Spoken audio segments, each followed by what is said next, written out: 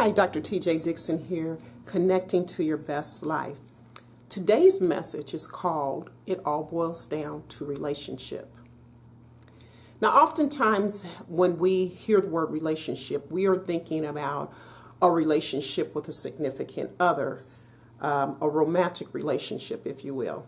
And although those types of relationships are important and they're definitely part of relationship, what I mean when I say it all boils down to relationship is how we relate to other people, how we relate to ourselves, how we relate to our environments, and how we relate to our higher power or God.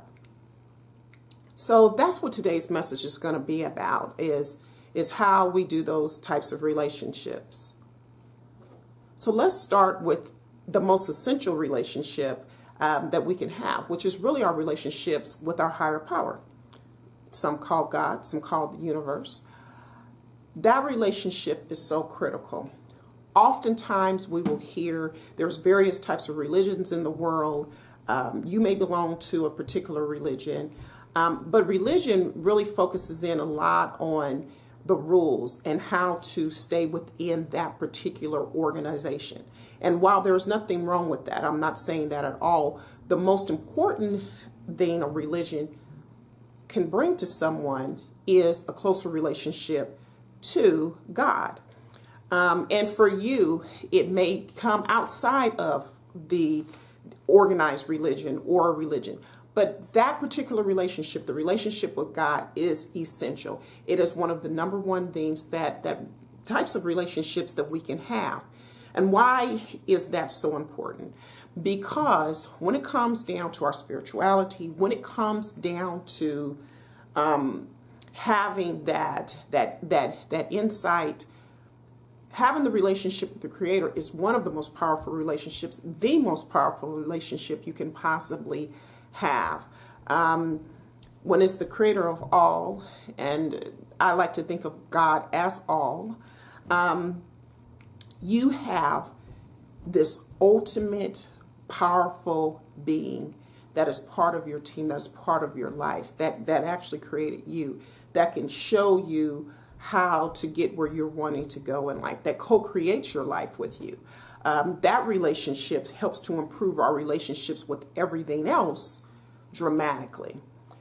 So I kind of wanted to say the difference is there between even the relationship with God versus even being part of a religion. I dare say that there are people who are part of religions and they do an awesome job at following the tenets of that religion that may not even have a very strong relationship with God. And there can still be others who never step foot into a church, a mosque, a temple, or any other place of worship, but they have a very strong relationship with God. You kind of take little kids, for example.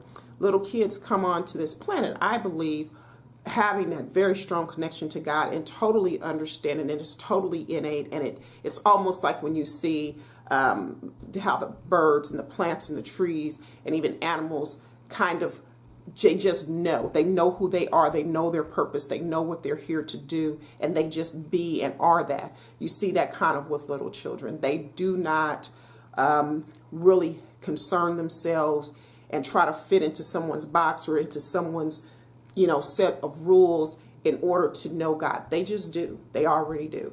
So, relationship with God, number one, strongest relationship we can have. And then another very, very strong relationship is our relationship with ourselves. What we think about ourselves, how we treat ourselves, critically important to what we manifest in our lives. So the more that we can love who we are, the essence of who we are, how we've been created, the way our hair looks, the way we speak, the way we think, the way we feel, how we vibe, the more we can really understand and do that inner work and know who we are and really dig into ourselves and listen to ourselves and listen to what the essence is of who we are. Because all of us, every single one of us are unique beings. We are not exactly like our parents. We're not exactly like our siblings. We are not exactly like the people that we work with, the people that we attend service with, the people that are in our neighborhood. We're not even exactly like the people who are part of maybe the same racial background we have, or the same ethnic background, or live in the same country, or even the same gender. We are all unique individuals. And the more we can love and accept us as these spiritual beings having a human experience, the better our relationships with everything else will be too. And then you start to look at our relationships, even with food. You know, all those things kind of transform and change depending on our relationship with God and with ourselves. But it boils down to relationship, even with our relationship with food. You know, how do we really use food? Are we using it as nourishment and as energy as it was intended? Or are we using it for our emotions? Are we using it for control? You know, what is it that we are, you know, how are we even relating to our food? We start to look at those things, and we really start to look at when we are eating or not eating, when we're hungry. What's triggering that? What is going on inside of us? I heard a speaker today on television who said that, you know, what we put on our plates and what we eat really we can use that information to transform our lives, and it shows us our divinity. It shows us how we're connecting to God. It shows us what's going on within ourselves. For instance, if we are wanting to binge on cookies, or we're wanting to binge on anything, what just happened? What is going on? What is your inside telling you? What part of yourself really needs some attention and really needs you to listen and not shove food into your mouth and numb that voice? What is really going on? And if we stop and we look at those things, then we can start to transform our lives, because now we are really going back to our relationship with ourselves and doing that inner work and looking to see what's really going on with us. And it's the same thing even the other way. There are people who things go on in their lives and they stop eating and lose weight. Well, what is really going on? Really acknowledge that part of yourself and embrace that part of yourself and listen to see, what needs to be changed, or what is it that you truly need. And food or lack of food is not it. Then you start to look at our relationships with others. A lot of people talk about, I can't find a good man. I can't find a good woman. I hate people. My friends suck. My family's horrible. I hear a lot of these types of things sometimes. And truthfully, we have in life, interpersonal relationships can be difficult. That can be sure. But really, let's take a look at what's going on in us. Because it's not to say that if you're in a bad relationship with someone that person does not have some responsibility in that. Certainly true. But then why are you with that person, and how did you attract that person? Because there's something within ourselves, within us, that attracted that type of individual to us. So again, it goes back to that inner work. And once we start to heal those parts of ourselves, and once we start to accept ourselves for the fullness of who we are, the more our interpersonal relationships are going to improve. Because the truth is that we can't change anyone. We can believe that we can change someone. We can try to set these rules and, talk to them or badger them or threaten them to get them to change. Even with our children, we can do that, and they might comply to a certain extent, but they might truly not be authentically who they are. And one day they might be, and then you're going to really have a problem. So again, it goes back to our interpersonal or our inner selves. Are we being truthful with who we are? Are we loving and accepting who we are? And when we do that, we naturally will begin to attract people who will honor who we are, who will love who we are, who will like who we are, and we will start to attract those people and attract our tribe around ourselves that really supports the essence of who we are. Then we can take a look at even our relationship with our work. There's a lot of people, they don't like their jobs, or maybe they like their jobs, but they're like, this is not really what I want to do. This is not really what's fulfilling me. I feel called to do something else, but I really need the money. So I'm going to stay over here and work this job. And I'm too tired when I get off to really work on my passion, my calling, my purpose. Again, the relationship. So now we're taking a look at your relationship with money. You know, what limiting beliefs might you have? Is the limiting beliefs that, well, yeah, I'm working doing this job and I'm probably going to have to retire doing this job and I'll never be able to do what it is I really feel called to do.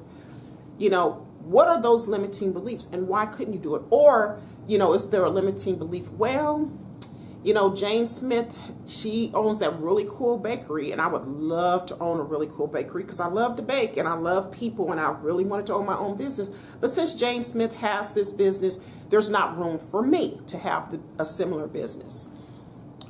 You start looking at how you think, feel about money and where those limiting beliefs might be, and start doing some transformational work to change how you see money and what you think about money. And again, it goes back to the inner work with us and ourselves, and also our relationship with God. Because if it is for you to do what you feel called to do, what you feel your purpose is, and what you have passion for, it will happen. You're going to have to do some of the work and the heavy lifting, and there are things that you definitely have to do to move into your passion and purpose. But hey, think about it. You're already spending that energy going to the job or going to do the business or making money in a way in which doesn't really align with you, and it's not really your passion or purpose. Have you considered using the money that you get from the job to help fund yourself to move towards your passion and purpose? So again, our relationship with money. You know, what do you think and feel about money? And finally, looking at our relationship with our environment. Taking care of our planet, taking care of the earth, recycling, really being caring for, you know, the trees and the animals and the plants, and really appreciating the beauty of our planet and the fact that trees produce oxygen for us to breathe, and the beauty of flowers and how calming nature can be for, you know, when you look out on it, when the sun comes out and warms our planet, or when the rain falls to help things grow. Right now we're in springtime in the northern hemisphere, and it's a beautiful time of the year. There's a lot of rainy days, and sometimes that doesn't feel so great, but without the rain, we wouldn't have the flowers, we wouldn't have the trees, we wouldn't have the bees and the grass. So, you know, what is your relationship with the environment? Do you appreciate it? Do you respect it? Or do you just, it's not even really a thought? You know, are you a person that tosses, trash out the window when you're driving down the street? Or are you the person that helps kind of clean the trash up and really conserve and take care of the neighborhood that you live in, the land that you live in, and really be good to the planet? Because all of that really matters. The truth is, we're all interconnected. It's not just, you're connected to your mom or your dad or your children, your siblings.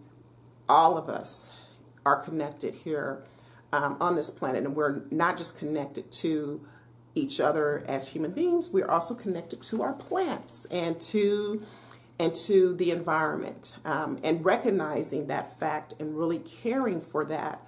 Again, I think it definitely goes back to the inner work within ourselves, loving who we are and really getting to that point. And I don't mean selfishly. What I mean is truly loving the essence of who we are and understanding who we are.